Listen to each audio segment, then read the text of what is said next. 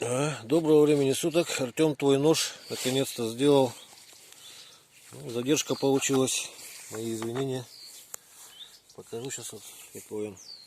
Вот, рукояточка. Сейчас солнца нет, но вообще он так сияет. Еще раз покажу вот как. Размер все напишу там, вес. Вот еще раз хотел показать, что вот, косточки спрашивают, рубить, не рубить. Вот. Лучше не рубить, а резать. Примерно так.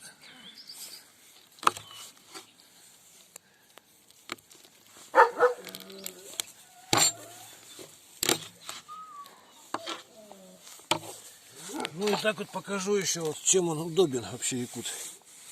По дереву, например, вот такие вещи, которые вот приходится делать, чего не сделаешь другим ножом.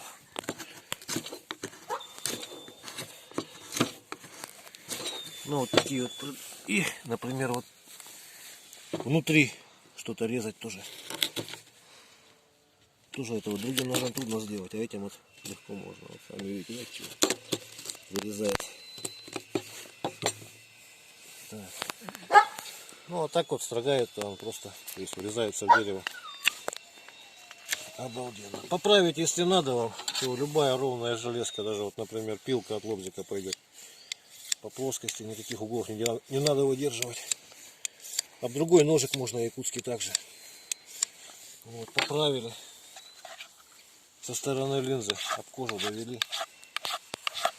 Ноженки очень легкие и очень прочные, то есть не порвать ее. Тут кольцо тоже из этого же хвоста бычьего растительного дубления.